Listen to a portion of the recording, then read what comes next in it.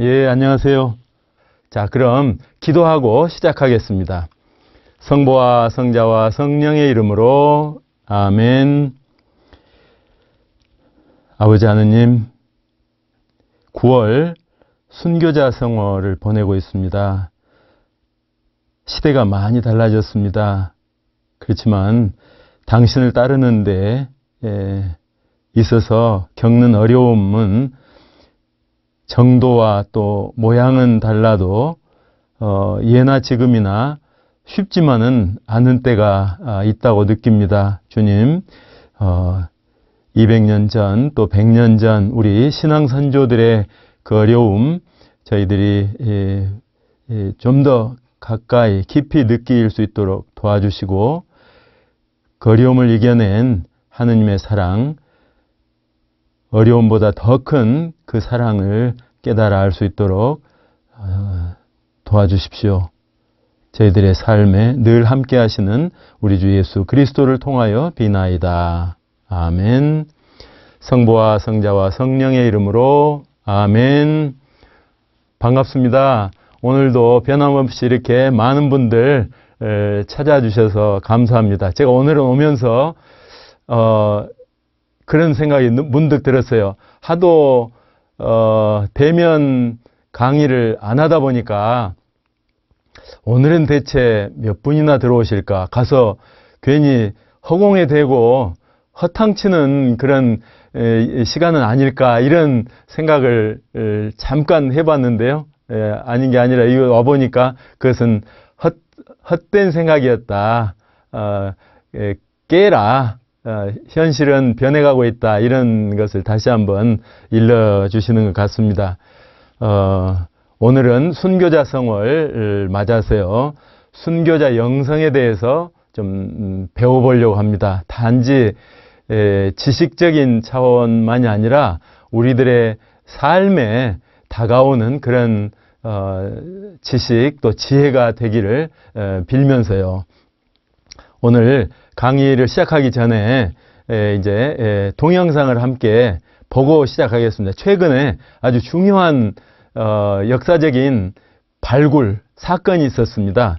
그래서 그걸 먼저 함께 보시고 시작을 하겠습니다.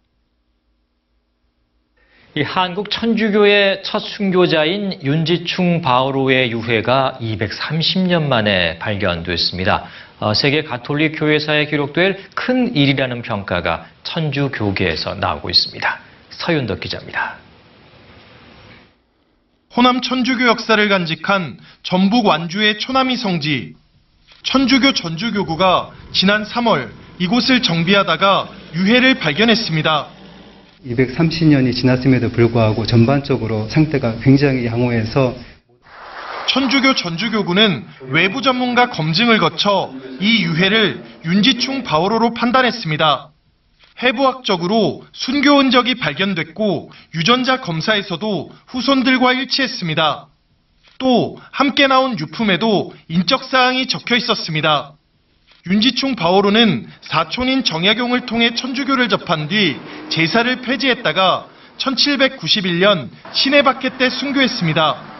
발굴 현장에선 윤지충 바오로와 함께 순교한 권상현 야고보의 유해와 1801년 신유바켓 때 순교한 윤지연 프란치스코의 유해도 발견됐습니다. 이 유해들이 한국 최초의 순교자 복자 윤지충 바오로와 권상현 야고보, 신유바켓 순교자 복자 윤지연 프란치스코의 유해라고 선언하며 이들은 모두 2014년 프란치스코 교황이 한국을 방문했을 때 천주교 성자 전 단계인 복자로 선포됐습니다. 천주교계에선 이번 유해 발견이 한국 교회사, 더 나아가 세계 가톨릭 교회사에 기록될 큰 일로 평가하고 있습니다. 천주교 전주교구는 오는 16일 순교자들의 유해를 초남이 성지에 안치해 순례자들에게 공개할 예정입니다. KBS 뉴스 서윤덕입니다. 이 한국 잘 보셨죠? 초남이 성지 개발을 하는 과정에서 참 우연히 발견됐다고 그럽니다. 참 놀라운 쾌거가 아닐 수 없습니다. 위대한 순교 역사의 한 자락을 보게 해 주었는데요. 그 유해죠. 유해 그 목뼈 그 부분에서 칼로 정확히 절개된 그 모습이 보이는데 그야말로 참수를 증거하는 것이 아니겠습니까? 그런데 오늘 제가 나누고자 하는 그 이야기의 줄거리는 개별적인 순교 사건에 집중하지는 않으려고 그럽니다. 오히려 순교를 하나의 뭐라고 그럴까요? 전체의 큰 흐름, 역사적인 현상으로 보려고 그럽니다.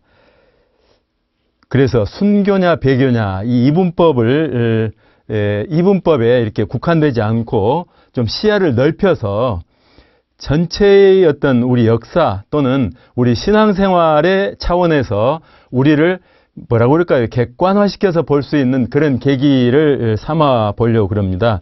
다행히 이따가 말씀드리겠지만 스토리텔링의 멋진 그런 작가를 알게 됐습니다.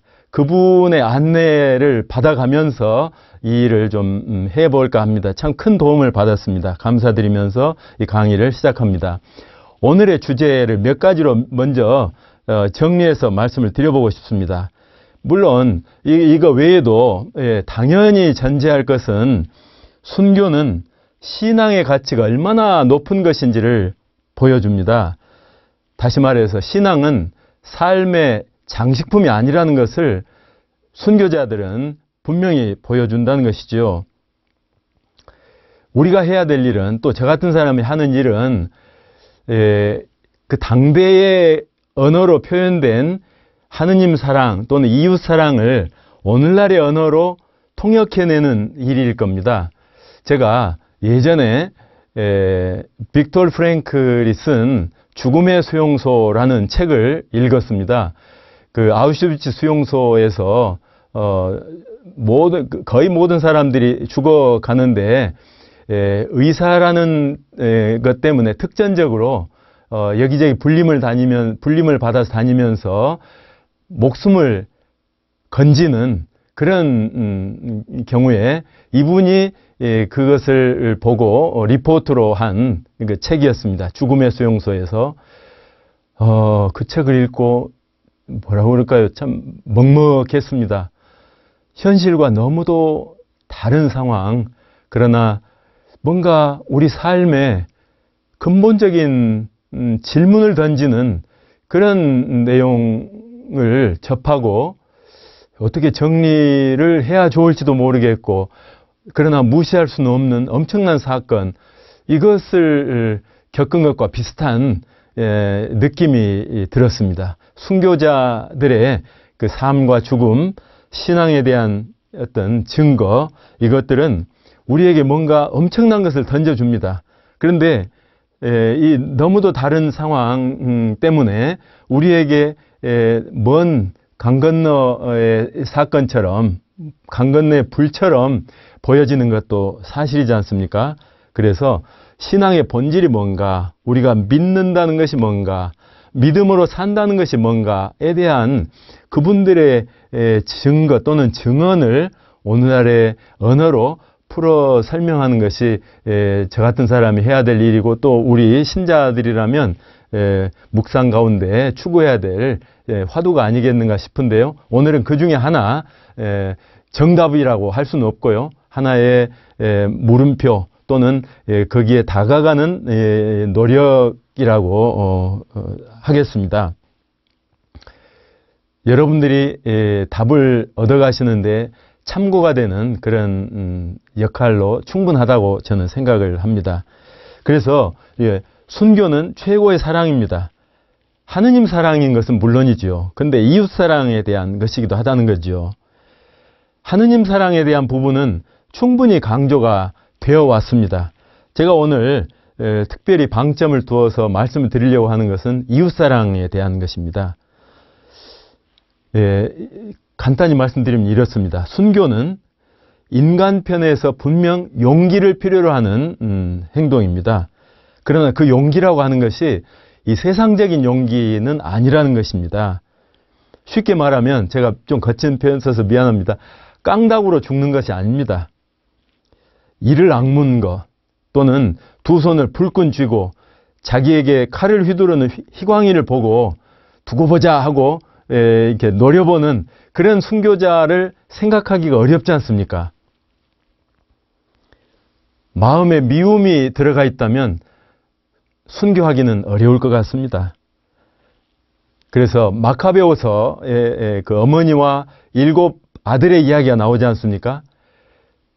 거기에서 나오는 순교처럼 정말 뭔가 본을 보여주고 싶다 하는, 우리가 무엇을 믿고 무엇 때문에 사는 사람들인지를 이 이교인들에게도 증거해야겠다 하는 것처럼 정말 좀 미움이 아니라 차분하고 뭔가 본을 보이려고 하는 그런 자세, 이것이 순교자들의 기본 자세가 아니었겠는가 싶습니다. 구체적으로는 서로의 사랑을 주고받는 그런 여정일 수가 있습니다. 제가 이따가 말씀드리겠습니다만 잠깐 맛배기로 말씀드리자면, 주문모 신부님이 왔을 때 포도청에서 이 정보를 첩보를 입수하고 그때 있었던 최인길이라는 역관의 집을 덮칩니다. 근데 빨리 그 첩보를 빨리 입수해서 주문모 신부님을 빼돌리고 최인길 그 집주인이 중국말을 좀 하기 때문에요. 역관으로서 자기가 주문모 신부님 행세를 합니다. 그리고 옆에 있던 윤유일, 지황 이 두 사람이 같이 체포가 돼요. 그런데 가서 얼마 안 있다가 금방 들통이 나죠. 그래서 죽습니다. 그리고 그로부터 6년 뒤에 이제 신유박해가 일어나니까 주문모 신부님은 피신을 하죠. 압록강 근처에서 이따가 이야기할 거니까 얘기하겠습니다. 그 엄청난 사건을 겪을 때 이 세 사람의 죽음, 이것을 잊을 수가 있었을까? 6년 동안 선교활동, 포교활동을 하면서 한시라도 자기 목숨, 자기를 대신해서 죽어준 이 세 사람의 정말 선량한 신자들을 잊을 수가 있었을까? 그런 생각이 듭니다. 또 이 주문모 신부님이 돌아가셨어요. 38년 뒤에 1839년에 불란서에 새 신부님들이 들어오시지 않습니까? 앵베르 주교, 모방 샤스당 신부님들, 이분들도 순교를 합니다. 왜 그래요? 자기들이 들어와 있다는 것을 알고 포도청에서 사람들을 풀어서 박해를 시작하니까 우리가 가서 잡혀 죽으면 우리 교우들을 보호할 수 있다 해서 가거든요. 그런 사랑, 내가 대신 교우들을 대신해서 죽겠다, 교우들을 지키기 위해서 내가 목숨을 바치겠다, 신자들은 그것을 알아들어요. 그러면서 배교하던 것들이 수가 줄어들고 순교자들이 늘어납니다. 이런 거 사랑의 증거였다는 겁니다. 최고의 사랑이다 하는 것은 하느님께 대한 사랑만이 아니라 인간에 대한 사랑, 남을 위한 사랑이기도 했다는 것이에요. 세 번째로 오늘의 주제 중에 하나, 많이 다루지는 못할 것 같아요. 시간 때문에. 그런데 보통 그런 생각을 합니다. 종교만 믿으면 되지 왜 국가에 대항을 하느냐. 국가에서 제사 지내라고 그러고 믿지 말으라고 그러면 예 알았습니다 하고 안 믿고, 또는 안 믿은 척이라도 하고 그렇게 해도 되는데 왜 굳이 나서서 정치적인 행위를 해가지고 그렇게 나를 세워서 죽임을 당하게 하느냐. 옛날 사고방식은 그러잖아요. 군사부일체. 임금과 스승과 부모는 하나이다. 그러니까 그 좋은 뜻으로 일러주는 그 말을 고분고분히 좀 따라라 라고 하는 사고방식이요. 그들이 볼 때에는 이 천주교가 막 이렇게 거세게 반항하고 그러는 것처럼 보이고 해서 아비도 임금도 없는 금수만도 못한 무리다, 이런 비판도 하고 그래요. 그리고 예의가 없는 무정부주의자다, 이렇게도 비판을 하고요. 그런데 순교가 주는 메시지는 여기에 반해서요, 어떻게 할 수 있느냐, 어떻게 정리할 수 있느냐. 국가가 참 좋은 일을 많이 한다. 그렇지만 국가도 선을 지켜라. 국민들에게 선을 지키라고 요구하는 만큼 국가도 선을 지켜야 된다. 신앙의 자유를 존중해주고 양심의 자유를 존중해 달라, 사상의 자유를 존중해 달라, 이런 항변이라는 것이죠. 그래서 순교는 인간이 존엄하다는 것을 선포하는 인간 승리의 선언이라는 것입니다. 두 번째요. 세 번째, 포스트 코로나 시대에 우리가 어떻게 교회를 꾸려가야 되는가 염려들을 많이 합니다. 성당이 더 이상 안 나온다. 3분의 1밖에 안 나올 것 같다. 성사 중심의 그런 신앙생활은 이제 정말 소수의 일로 돼버리고 마는 것이 아닌가. 이런 염려들도 하고 그럽니다. 그럴 수가 있겠습니다. 그럴 것 같습니다. 그렇지만 이 순교 역사, 우리나라 순교 역사를 보면요, 뭔가 구체적으로 답은 아직 못 구하겠어요. 못 얻겠어요. 그렇지만 방향은 분명하게 일러준다고 생각을 합니다. 그게 뭐냐? 아까 말씀드린 그런 맥락 안에서요. 목자는 양들을 버리지 않는다. 또 양들은 착한 목자를 따른다. 이런 것은 예수님 시대부터 있었던 거 아닙니까? 예수님이 하신 말씀이잖아요. 이런 아름다운 전통을 오늘날 지켜간다면, 순교자들 그 시대에 했던 것처럼 오늘날 우리가 지켜간다면 뭔지는 모르지만 길이 열릴 것이다 하는 믿음은 가질 수가 있다는 것이죠. 착한 목자는 양들을 버리지 않는다. 이것이 우리의 방향 키가 된다면 말이죠. 그래서 솔선수범하는 것이 중요하다. 사제와 주교가 먼저 죽으면 신자들은 죽음까지도 따를 수 있다. 이것이 우리 순교 역사, 한국 교회의 순교 역사에서 보여준 모범이라고 생각이 됩니다. 이 세 가지를 오늘 집중적으로 나눠보려고 합니다. 먼저 이런 이야기를 하면서요, 흔히 하는 이야기들에 대해서 좀 답도 할 필요가 있겠다 싶습니다. 먼저 한국 교회는 언제 시작했느냐? 제가 스페인에 있을 때 메디나라는 신부님을 만났어요. 스페인 예수회원이에요. 근데 이분은 일본에서도 공부하고 한국 천주교회에서, 일본 천주교회에서 이것들을 좀 공부를 많이 하신 분이라고 합니다. 책도 내셨어요. 그래가지고 그분이 주장하는 것은 뭐냐? 한국 교회는 스페인 선교사였던 일본에 파견된 세스페데스라는 예수의 신부님이 임진왜란 1592년에 종군 신부로 따라올 때 와서 그냥 있다 간 것이 아니라 이 일본 군사들만 사목한 게 아니라 와서 막 한국에 유아영세도 주고 병 걸려서 또는 포탄에 맞아서 죽어가는 그런 사람들 종부성사도 주고 해서 많은 신자들을 만들어 놨다. 그러니 천주교회가 그때 시작한 거 아니냐라고 이야기를 하더라고요. 그래서 깜짝 놀랐어요. 그런 식으로 교회가 시작이 된다고 한다면 말도 안 통하고 그랬을 텐데요. 깐난 애들 이렇게 유아영세 본인이 원하는 여자인지도 모르게 하여튼 죽어. 이거 교회다 이렇게 말할 수 있겠어요? 근데 상당히 진지해요. 근데 이분은 사실은 좀 과장되게 이렇게 이야기한 감이 없지 않습니다. 외국어 대학교의 박철 교수님이 그분 논문을 가지고 또 연구도 하고 그러셨더라고요. 그래서 그분도 이제 박철 교수님도 한국말로 책을 내셨는데 거기에 보면 그래요. 이 메디나 신부님이 당시에 임진왜란 때 한국에 온 일본 군사들의 안에서 어느 정도의 그리스도인들이 있었는가, 또는 천주교 신자들이 몇 %였는가 이런 걸 볼 때 한 10%, 25만이었다. 군사가 25만이었답니다. 그 중에 10%가 그리스도인이었대요. 그러면 2만 5천 아닌가요? 그런데 그 중에 반만 천주교 신자라고 그래도 가톨릭 교도가 12,000명으로 잡을 수 있다는 거죠. 그렇게 주장을 해요. 메디나 신부님은.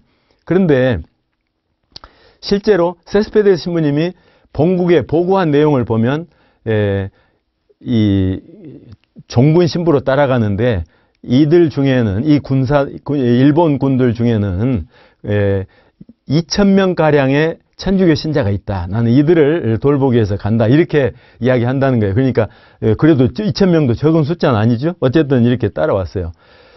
근데 우리 교회는 전통적으로 또 지금도 마찬가지 교회가 언제 시작했다고 하느냐 하면 명례방 집회요. 1794년 그래서 1984년 잘못했어요. 1784인데 94로 적었어요. 1784년에 명례방 집회를 하지 않았습니까? 1984년 1984년에 천주교 200주년 기념해가지고 교황님 오셔가지고 그 복자들 시성식을 하지 않았습니까? 그때가 교회 시작이라고 보는 것이죠. 뭐가 중요하냐 하면 공동체가 형성이 됐느냐 하는 것이에요. 물론 그 전에도 천지남 주거사에서 모여서 뭐 기도도 하고 그랬답니다. 공부도 하고 서학, 천주학 공부도 하고. 그런데 그 사이에 어떤 일이 있었냐면 이승훈을 파견해요. 그래가지고 북경에 가서 영세를 받아오게 합니다. 그래서 그분이 오시자 이제 우리는 정식으로 신앙인으로서의 그리스도인으로 시작한다. 이런 의식이, 자의식이 분명히 있었던 거예요. 그래서 공동체를 형성하고 서로 영세를 주고 막 이렇게 해가지고 시작이 됐어요. 그러니까 그런 자의식이 있어야 되고 공동체 형성이 되고 그래야 교회 아니에요? 제가 그렇게 메디나 신부님한테 그렇게 대답을 했어요. 근데 저도 상당히 고집이 센 사람인데요. 이 학자들 고집은 못 꺾어요. 웬만해서는 못 꺾어요. 자료를 그러니까 자기가 저를 설득하려고 말했겠지만 저도 고집이 있는데 그 말 한두 마디로 설득되겠어요? 그래서 저도 이야기했고 그냥 평생 달리고 말았는데요. 어쨌든 우리 교회는 1784년 명례방 집회로 시작된 걸로 그렇게 정리를 해왔습니다. 이때 이벽, 정약용 형제들 있잖아요. 4명 중에 3명이 천주교 신자가 됐습니다. 아주 거두죠. 초대 교회의 거두들인데요. 순교들 하시고 권일신 이런 분들이 주도적으로 이렇게 그 공동체를 이끌어 왔습니다. 근데 재미있는 사건이 하나 있어요. 이번 이제 1784년에 이렇게 명례방 집회를 했는데 1년 뒤에 이렇게 뭔가 막 모이고 하니까 소문이 날 거 아니에요. 그래서 포도청에서 소문을 듣고 잡아들였어요. 근데 잡아들이고 보니까 거의가 양반 자제들이에요. 그래서 어떻게 손을 못 쓰고 훈방 조치를 했답니다. 이걸 갖다가 을사 추조 적발 사건이라고 그래요. 을사년에 추조라고 하면 추조는 형조를 말해요. 형조. 가을 추자를 써서 하는데요. 가을에 날씨가 춥잖아요. 이때 형벌을 내리면 효과가 있다고 그러네요. 그래서 전통적으로 추조라고 해왔어요. 적발 사건 이렇게 하는데 다 나와서 이렇게 이제 안 나오는 사람도 있고 그러겠죠. 아버지가 집에서 야단치니까 알았어요 하고 안 나오는 애들도 있고 어쨌든 그런 식으로. 근데 점점 뿔뿔이 흩어지니까 지도자들이 생각하기에 안 되겠다 싶었어요. 그래가지고 이 천주교의 조직을 만들었어요. 성서에 보니까 교리서에 보니까 주교도 있고 사제도 있고 뭐 미사 성제도 있고 그러더라는 것이죠. 그래서 주교를 세웠어요. 투표를 했는지 어쨌는지 그런 건 몰라요. 근데 존경받는 그런 사람 권일신을 주교로 세웠어요. 그 다음에 사제로는 이승훈, 이존창, 유한검, 최창현 이런 사람들을 신부로 이렇게 세웠어요. 그래가지고 이로부터 1년 뒤 그러니까 1786년 2월에 문서에 보면 이 가성직제도 가성직제도 진짜 이거는 세계 역사상 우리나라밖에 없을 것 같아요. 누가 감히 얘들이 신부놀이하고 그런 것은 들어봤어도 미사놀이 어떻게 어른들이 이렇게 할 수 있어요. 모르니까 그랬죠. 1년 뒤에 문서에 딱 나와 있던 거예요. 이렇게 누구를 신부로 하고 또 고해성사 볼 때는 이렇게 했다 하고 그런 것도 묘사가 되고 하는 것이 나옵니다. 그러던 차에 그 신부로서 일하던 유한검 교리서를 천천히 살펴보니까 아마 성교전료 그러니까 천주교의 핵심 요점 뭐 이렇게 말할 수 있겠죠.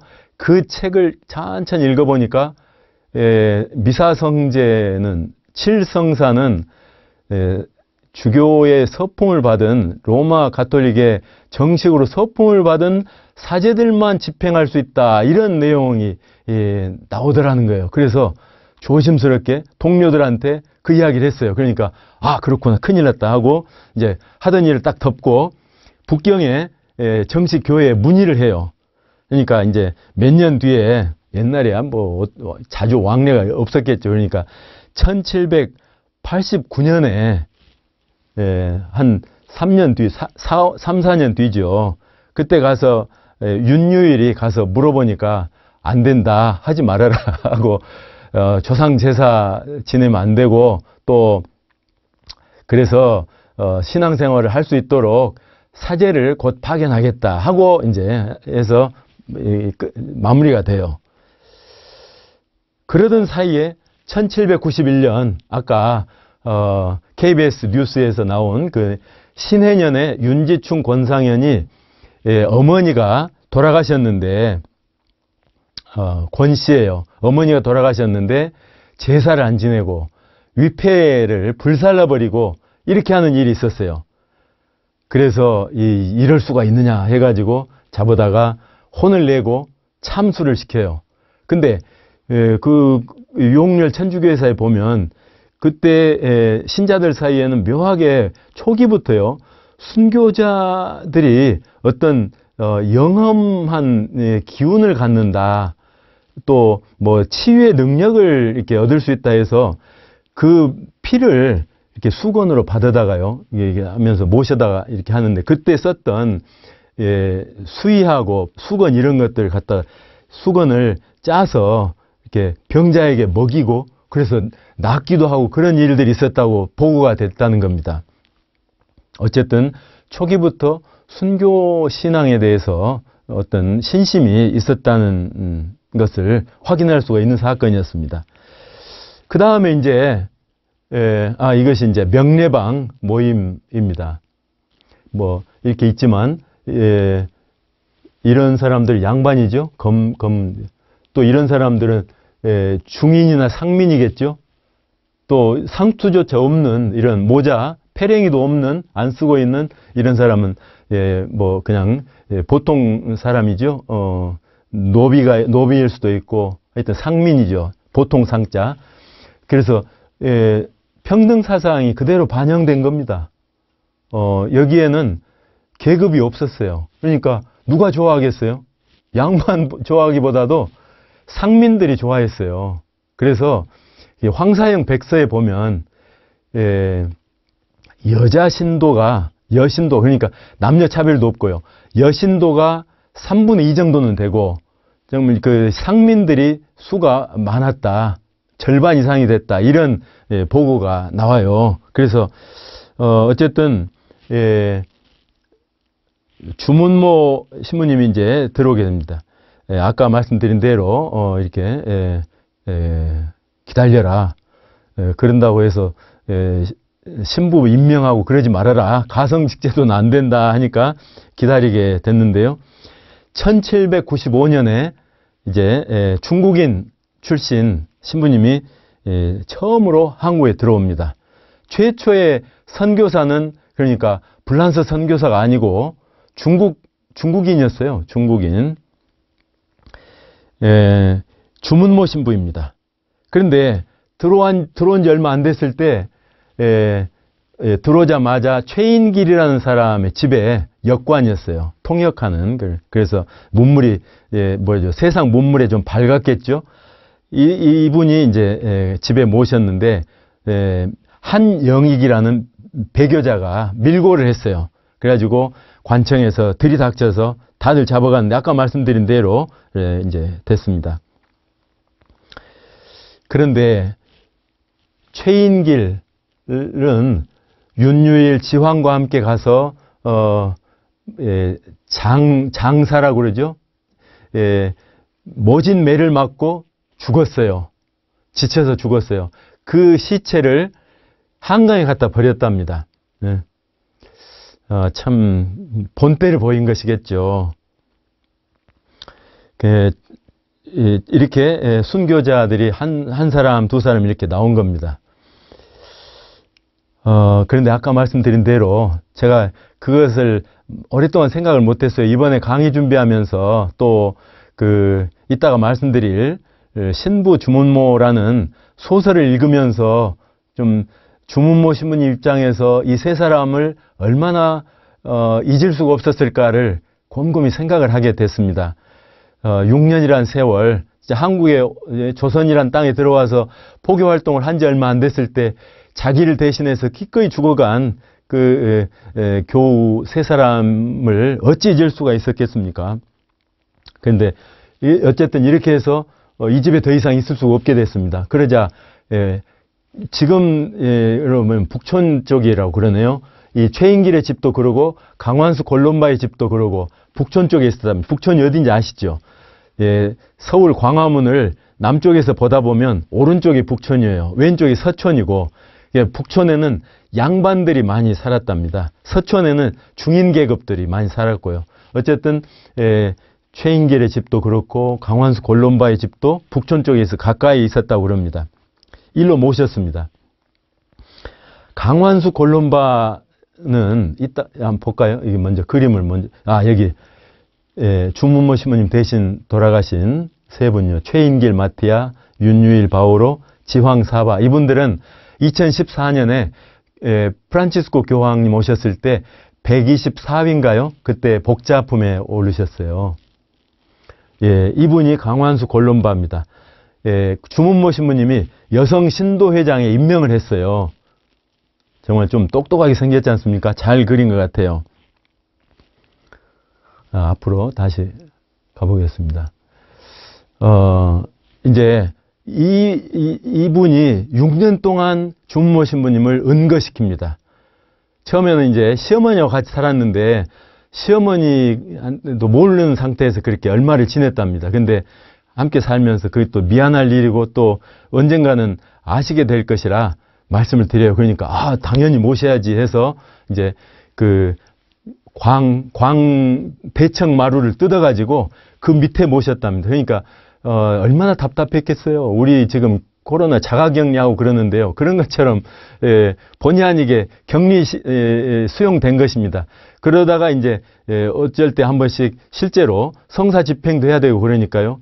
나가서 밤이면 몰래 이렇게 다니고 또 남자 교우들을 도움을 받아서 이렇게 하고 그렇게 6년을 지낸 겁니다. 그러다가 이제 신유박해가 일어납니다. 들통이 나죠. 그러니까 그 사이에 전라도 쪽으로도, 그러니까 충청도는 물론이고 전라도 쪽으로 이제 그걸 뭐라고 그러죠? 본당 신부님이 가정 방문하는 것처럼 순방을 다녔겠습니다. 그때는 뭐 전국에 신부님 한 분 계시니까 유일한 우리 한반도가 본당 하나였겠죠. 그때 이제 전주에 가서 이루갈다 유요한, 유중철 요한을 부부로 맺어주고 그래서 이 동정 부부로 살다가 순교당하지 않습니까? 이분들이 이제 마찬가지로 2014년에 복자로 이렇게 시복됩니다. 신인류라고 하는 표현은요, 서울대학교의 정병철 교수님, 국문과 교수님이랍니다. 이 교수님이 이 루갈다 복자의 편지, 옥중 편지를 순전히, 신자가 아니랍니다. 이분은 순전히 문학사적인 의미로 분석을 해서 책을 냈어요. 거기 서문에서 그런 이야기를 했답니다. 이분은 신인류다. 지금까지의 인류와는 유가 종이 다르다. 왜 그러냐 하면 순교하러 가는데 곧 얼마 안 있으면, 며칠 안 있으면 돌아가실 건데 마치 순교를 월계관을 타는 것 같은, 그러니까 올림픽에 금메달을 따는 것 같은 그런 영예로운 일로 생각을 하고 기다리고 그런 표현이 나온다는 거예요. 이게 어떻게 인간으로서 이럴 수 있느냐. 정말 하느님을 사랑하고 믿음으로 살아가는 그런 신인류의 전형을 보여줬다. 이렇게 신인류라는 표현을 썼다고 그럽니다. 정말 우리 순교자들이 생각했던 것은 새 세상, 새 하늘과 새 땅이 열리도록 바라는 그런 마음이었겠죠. 어쨌든 그렇게 하다가 이제 신유박해가 일어납니다. 1801년입니다. 그래서 신유박해가 일어나는데요. 아까 말씀드린 거 이어서 조금 말씀드릴게요. 이 살아있어서 도움이 안 되니 죽기를 원한다. 이 말씀은 주문모 신부님이 마지막에 돌아가시기 전에 남긴 유언입니다. 한반도 땅에 도움을 주기 위해서 왔다. 그런데 살아서 도움을 줬고 이제 더 이상 살아서는 도움을 줄 수가 없으니 죽음으로써 도움을 주고 싶다. 이런 표현을 하고 돌아가셨어요. 정약종의 가계도를 쓴 것은 초창기 우리 천주교의 이 정약종, 그러니까 정약현이 큰형이랍니다. 맞이에요. 신자가 아니에요. 이 녹색은 신자가 아닌 분들 표시예요. 이 보라색은 유배간 분입니다. 배교라고 안 하고 유배라고 했어요. 그래도 정약종, 또 정약용, 미안합니다. 정약현, 정약전, 정약종, 그리고 정약용 이렇게 있습니다. 유소사 체칠리아는 정약종과 혼인한 사이죠. 그 사이에 이제 정철상 가롤로, 정하상 바오로, 이렇게 정정혜 엘리사벳 이렇게 성인들이 몇 분이 나오시는 그런 집안이죠. 정약용은 아시다시피 배교를 했다고 그래요. 그리고 유배를 갔습니다. 그런데 그 배교가 진짜 배교냐 뭐 그런 이야기도 있고 학문적으로 논쟁거리이기도 합니다. 하여튼 이렇게 정약용의 그 가계는 이렇게 초대 우리 천주교의 큰 역할을 했었다. 그리고 이거는 아까 살펴본 강완숙 골롬바 여성 신도 회장이 굉장히 대범하고 활달한 그런 분이었답니다. 그래서 은원군의 부인이 영세를 받아요. 영세를 받는데 크게 기여를 했을 거라고 짐작을 해봅니다. 그리고 또 그 궁녀 중에 문비비안나라는 분이 계셔요. 이분도 궁녀에 들어가면 옛날에 여자들 같으면 궁에 들어가는 것이 아마 출세하는 길이었을 것 같은데요. 그걸 모르겠어요. 정확히는. 저는 국사 전공자가 아닙니다. 그러다 보니까 좀 엉터리 같은 부분도 있을 수 있어요. 이해하셔요. 저도 공부해서 나누는 거니까요. 이 궁녀는 궁에 들어가면 시름시름 알았어요. 그래서 너 웬일이냐? 아픕니다. 그래 집에 갔다 와라. 나으면 오라. 했는데 집에 가면 또 괜찮아요. 그렇게 해서 나와 있는 사이에 강완수 골롬바를 만나가지고 영세도 받고, 그러니까 그 활동 범위가 상당히 넓었다는 것입니다. 그래서 했어요. 그 다음에 동정부부 아까 말씀 잠깐 드렸네요. 주문모 신부님, 이게 이제 황사영 백서 아시겠지만 정말 이 조선이 우리 천주교를 박해한다. 그러니 큰 함대를 보내서 좀 조선 조정을 좀 위협을 해서라도 종교 자유를 좀 얻게 해주시면 좋겠다. 이렇게 청하는 내용이었어요. 이것이 발각이 되자 조정이 그냥 벌집 쑤시듯이 일어났다고 그럽니다. 그런데 사실은 놀라운 일이죠. 뭐 이렇게 자기 나라를 이렇게 해코지 할 수가 있느냐라고 생각을 하지만요. 사실은 1871년 강화도 조약, 운요 사건이라고 그러죠. 일본에서 배가 와가지고 뻥뻥 하면서 협박을 해가지고 강화도 조약을 체결하지 않았습니까? 불평등 조약이요. 그러니까 당시에는 그런 일이 있을 수 있었다는 거예요. 제가 이제 조금 더 말씀드려볼게요. 신부 주문모라는 소설을 좀 소개하고 싶어요. 제가 세부 사항을 다 다루지는 않겠고 이 소설을 한번 읽어보시면 참 좋겠습니다. 이 작가는 말씀드려도 되겠죠? 제주대학교의 양 교수님이라고 그래요. 제가 지난 6월에 제주도에 다른 일 보러 갔다가 이 부부를 만나서 이야기를 듣는데요. 하여튼 말씀도 잘하시고 글도 잘 쓰시고 그래요. 이분이 쓰신 소설이 있는데 제가 오늘 그 몇 가지 소개하겠습니다. 그 중에 첫 번째가 신부 주문모입니다. 강완수 골룸바가 여성 신도회장인데요. 여기에는 이제 역사책에는 안 나와요. 왜 그러냐면 역사책에는 한 줄, 두 줄 나와 있는 내용을 상상을 통해서 인문학적인 상상력을 한껏 발휘해서 창의적으로 있음직한 일들을 써내요. 그것이 소설이잖아요. 그것이 가공이지만 그러나 있음직한 일들, 이것들이 내러티브 어떤 창작이지 않습니까? 그 뛰어난 실력으로 이것들을 보여줘요. 아까 말씀드린 대로 이렇게 강완수 골룸바가 뛰어난 활동을 하셨다. 그리고 잠깐 말씀드린 주문모 신부님이 회도한 그런 사건 나옵니다. 이 대범하고 비범한 기질을 갖춘 강완수 골룸바가 신유박해가 일어나자 주문모 신부님을 빼돌려요. 빼돌려서 주문모 신부님이 떠나셔야 이 박해가 멈추겠습니다 하니까 그런 줄로 생각하고 중국을 향해서 막 말하자면 도망을 칩니다. 그런데요, 압록강 근처에 이르렀을 때 코바디스가 무슨 말이냐면 어디로 가십니까? 예요. 어디로 가십니까? 그 말은 뭐냐면 그 코바디스라는 소설도 있고 영화도 있고 그런데 보신 분 있을 거예요. 코바디스 도미네, 주님 어디로 가십니까?